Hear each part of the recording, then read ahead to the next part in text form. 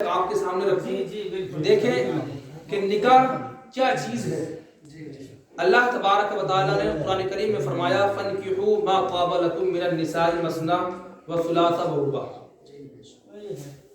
ذرا اسلام میں نکاح اتنا پسندیدہ عمل ہے، اتنی پیاری عبادت ہے کہ جب کسی بھی چیز کا وجود نہیں تھا، میری بات کو یہاں سے توجہ سے غور کریں کہ دیکھیں میں کیا بات کرنے چلا ہوں۔ دیکھیں نکاح کی عظمت کیا ہے، نکاح کی فضیلت کیا ہے، نکاح کی برکتیں کیا رکھی ہیں اللہ تبارک و تعالیٰ نے۔ اسلام کے اندر نکاح اتنا پسندیدہ عمل ہے کہ جب دنیا کے اندر کوئی عبادت نہیں تھی، یہاں تک کہ ابھی انسان کا وجود نہیں تھا، کوئی عبادت نہیں تھی، لیکن نکاح موجود تھا۔ کہیں سبحان اللہ۔ کیسے تھا پوری وضاحت فرماؤں گا، کیسے تھا یہ پوری بات بتاؤں گا۔ اور جب دنیا کے اندر کوئی چیز نہ رہے گی، ساری چیز کا وجود ختم کر دیا جائے گا، سب کچھ ختم ہو جائے گا، تو اس وقت بھی نکاح باقی رہے گا۔ اب کیسے؟ اب ذرا دیکھیں، اندازہ لگائیں، غور کریں کہ جب حضرت آدم علیہ السلام کا نکاح جناب حوا علیہ السلام سے ہوا، جنت میں ہوا ہے، ابھی دنیا میں تو نہیں آئے تھے، جنت میں نکاح ہوا تو پتہ چلا، دنیا میں نہیں آئے تھے، جنت میں نکاح ہوا تو پتہ چلا کہ سب سے پہلی عبادت کیا ہے؟ نکاح ہے، سب سے پہلی عبادت۔ اسی طریقے سے جب دنیا ختم ہو جائے گی، جب یہ دنیا پلٹ جائے گی، تو پلٹنے کے بعد جب بروز محشر ہوگا، اب سب کا حساب و کتاب اس کے عمل کے مطابق ہو جائے گا، ہے کہ نہیں؟ ہر انسان کا حساب و کتاب اس کے عمل کے مطابق ہوگا۔ لہذا دنیا میں رہ کر دیکھیے، اگر آپ نے گناہ کیے ہیں، جو بھی آپ نے عمل کیے ہیں، تو آپ کو اس کے مطابق اللہ تبارک و تعالیٰ سزا دے گا، یا جیسے اگر آپ نے نیک عمل کیے ہوں گے تو ظاہر سی بات ہے آپ کو جنت ملے گی۔ لیکن ہم اہل سنت والجماعت کا، ہم سب کا یہ عقیدہ ہے کہ انشاءاللہ ہم سبوں کو جنت ملے گی۔ سبحان اللہ، انشاءاللہ کہیں انشاءاللہ ہم سبوں کو جنت ملے گی۔ ملے گی کہ نہیں ملے گی؟ اب اندازہ یہ لگائیں کہ جب ہم سب جنت کے اندر چلے جائیں گے تو پیارے دیکھیں، اب جنت میں نماز نہیں ہوگی۔ ہم جیسے یہاں نماز پڑھتے کہ نہیں پڑھتے، پانچ ٹائم کی، اب جب ہم جنت میں چلے جائیں گے تو جنت میں نماز نہیں ہوگی، جنت میں ہمیں نماز پڑھنا نہیں ہوگا۔ جنت میں جانے کے بعد جیسے کہ ہم یہاں دنیا میں رہ کر روزہ رکھتے ہیں، رمضان آتا ہے ایک سال کے اندر، تو اب جنت میں روزہ رکھنا نہیں ہوگا۔ جنت میں نہ روزہ ہوگا، نہ نماز ہوگی، نہ حج کے ارکان ہوں گے۔ جو دنیا میں رہ کر ہم حج کے ارکان کرتے ہیں، وہاں حج کے ارکان بھی نہ ہوں گے، لیکن نکاح وہاں بھی موجود ہوگا۔ نکاح وہاں بھی موجود ہوگا۔ نکاح ایسی عبادت ہے، کیوں؟ اللہ تبارک و تعالیٰ مومن بندوں کا نکاح جنت میں مومن بندیوں کے ساتھ کرے گا۔ یعنی مومن بندوں کا نکاح مومن بندیوں کے ساتھ فرمائے گا۔ تو اس بات سے نکاح کی عظمت، نکاح کی فضیلت کا پتہ چلتا ہے۔ اور حضرات، کسی بھی عبادت پر آپ پڑھیں، مطالعہ کریں ہسٹری کا، کسی بھی عبادت پر ثواب کی بشارت تو رکھی گئی ہے، لیکن کسی بھی عبادت پر ایمان کے تحفظ کی بشارت نہیں دی گئی ہے۔ سمجھے آپ؟ کسی بھی عبادت پر، یعنی کیا؟ اگر آپ نے حج کیا تو حج پر آپ کو یہ مزدہ تو ملے گا کہ حاجی جب حج سے نکلتا ہے، حج کرتا ہے، تو اس کے تمام گناہوں کو بخش دیا جاتا ہے، لیکن یہ آپ کو کہیں نہیں ملے گا کہ حاجی کا آدھا ایمان مکمل ہو جاتا ہے۔ اسی طریقے سے ایک نمازی جب نماز کے لیے کھڑا ہوتا ہے، نماز پڑھتا ہے، تو اس پر یہ مزدہ سنایا گیا کہ نمازی جب نماز پڑھتا ہے تو ثواب کی بشارت تو اس کو سنائی گئی ہے، گناہوں کی مغفرت کی بشارت تو اس کو سنائی گئی ہے، لیکن ایمان کے تحفظ کی بشارت نہیں سنائی گئی۔ قربان جائے میرے اور آپ کے نبی مصطفیٰ جان رحمت صلی اللہ تعالیٰ علیہ وسلم نے ارشاد فرمایا، میرے محبوب نے ارشاد فرمایا کہ جس نے نکاح کیا، اللہ تبارک و تعالیٰ اس کے آدھا ایمان محفوظ فرما دیتا ہے۔ سبحان اللہ۔ اندازہ لگائیں، جس نے نکاح کیا، اللہ تبارک و تعالیٰ اس کے آدھے ایمان کی حفاظت فرما دیتا ہے۔ اب آدھے ایمان کے بارے میں اللہ سے ڈرتے رہے، یعنی اب آدھا ایمان مکمل ہو گیا، آدھے ایمان کے بارے میں اللہ سے ڈرتے رہے۔ اب دیکھیں پیارے حضرات، ساتھی کو سنو نکاح کی عظمت، اور ایک فلسفہ دیکھیں، خاص بات، جو ہمارے علماء کرام اہل سنت والجماعت نے بیان فرمائی۔ فلسفہ کیا ہے؟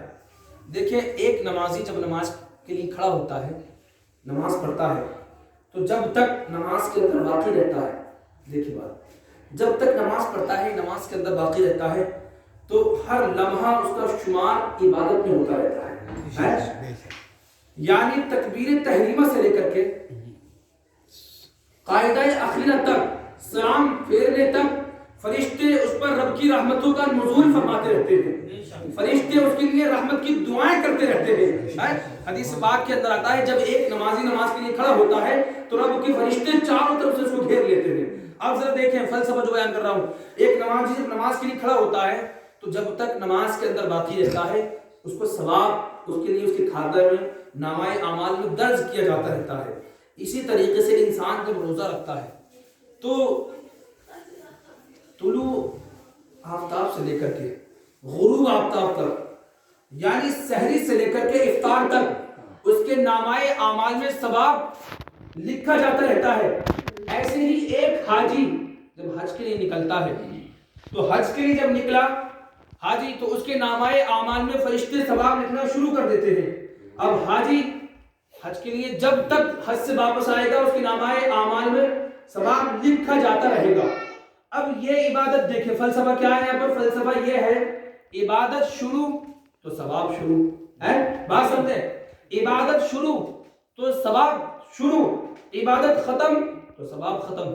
لیکن پیارے قربان جائے، نکاح وہ عبادت، نکاح ایسی عبادت کہ جب انسان کا نکاح ہوتا ہے، ادھر انسان کہتا ہے قبول ہے، کہیں سبحان اللہ، ادھر انسان کہتا ہے قبول ہے، ادھر جیسے ہی نکاح میں اس کا معاملہ ہوا، اب نکاح 5 منٹ کے لیے تو نہیں ہوتا ہے کہ نہیں؟ نکاح آدھے گھنٹے کے لیے تو نہیں ہوتا ہے نا، نکاح 1 دن کے لیے نہیں ہوتا ہے، نکاح پوری زندگی کے لیے ہوتا ہے۔ ادھر کہا قبول ہے، ادھر بیوی نکاح میں آئی، ادھر اب ثواب رب اس کے نامہ اعمال میں لکھنا شروع کر دیتا ہے۔ انسان بیٹھتا ہے تو ثواب ہوتا ہے، چلتا ہے تو ثواب ہوتا ہے، پھرتا ہے تو ثواب لکھا جاتا رہتا ہے، اس کے نامہ اعمال میں ثواب ہی ثواب لکھا جاتا ہے۔ لیکن پیارے شرط دیکھیں، یہاں پر میرے محبوب نے ارشاد فرمایا، اے لوگو جب تم نکاح کرو تو اس کی شرط یہ رکھی گئی ہے کہ نکاح جب بندہ نکاح کرے نفس کی تزکیے کے لیے نہیں ہونا چاہیے، انسان جب نکاح کرے تو رسموں کی ادائیگی کے لیے نہیں ہونا چاہیے، انسان جب نکاح کرے تو جسم سے کھیلنے کی نیت سے نہیں ہونا چاہیے، بلکہ انسان جب نکاح کرے تو پیارے آقا صلی اللہ علیہ وسلم کی سنت پر عمل کی نیت سے کرے گا۔ تو بیٹھتا ہے تو ثواب ہے، چلتا ہے تو ثواب ہے، شام ہے تو ثواب ہے، صبح ہے تو ثواب ہے، اس کے نامہ اعمال میں ثواب ہی ثواب لکھا جاتا ہے۔ یہ ہے نکاح کی عظمت، سمجھے آپ؟ یہ ہے نکاح کی فضیلت۔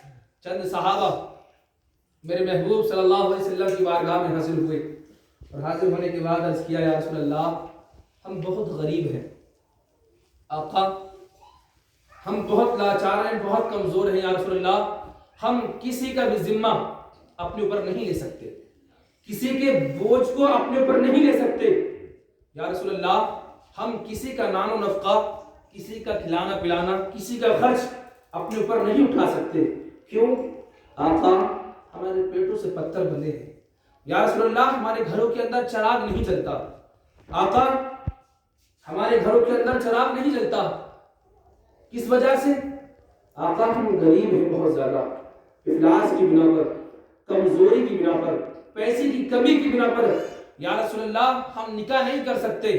جب تمام صحابہ نے مل کر کے عرض کیا تو تمام کے تمام صحابہ نے جب یہ جملہ کہا تو میرے محبوب پر قربان جائے، میرے محبوب نے ارشاد فرمایا، اور میرے جانشاروں فکر نہ کرو، میں تمہیں ضمانت دیتا ہوں کہ تم نکاح کرو مالدار ہو جاؤ گے۔ سرکار نے فرمایا میں تمہیں ضمانت دیتا ہوں تم نکاح کرو مالدار ہو جاؤ گے، میں تمہیں ضمانت دیتا ہوں تم نکاح کرو مالدار ہو جاؤ گے۔ تو حضرات میرے محبوب کی حدیث پاک دیکھیں، میرے سرکار نے فرمایا اب نکاح کی اللہ نے کتنی عظمتیں رکھی، کتنی برکتیں رکھی۔ انسان کا جب نکاح ہوتا ہے تو نکاح ہونے کے بعد اگر اس عمل جو میں نے آپ کے سامنے بیان کیا، نیت بندے کی اللہ کے رسول صلی اللہ علیہ وسلم کی سنت پر عمل کی نیت سے نکاح ہو تو یار جب تک زندگی میں اس کے نکاح میں اس کی بیوی رہتی ہے، جب تک اس کی نامۂ اعمال میں ثواب لکھا جاتا رہتا ہے جب تک۔ اور دیکھیے دوسری بات میرے محبوب نے فرمائی کہ تم نکاح کرو مالدار ہو جاؤ گے۔ دوسری بات، تیسری بات اس میں تیسری مصلحت یہ رکھی گئی، انسان جب نکاح کرتا ہے تو اس کی نگاہوں کی حفاظت ہو جاتی ہے، اس کی نگاہیں جھک جاتی ہیں، ہے کہ نہیں؟ نگاہیں جھک جاتی ہیں۔ یہ ہے نکاح کی فضیلت، یہ ہے نکاح کی عظمت۔ اور اللہ، میں جس بات کو لے کر میں آپ کے سامنے بیان کر رہا تھا، درود پاک پڑھیں، اللہ محمد صلی اللہ علیہ وسلم، اپنی بات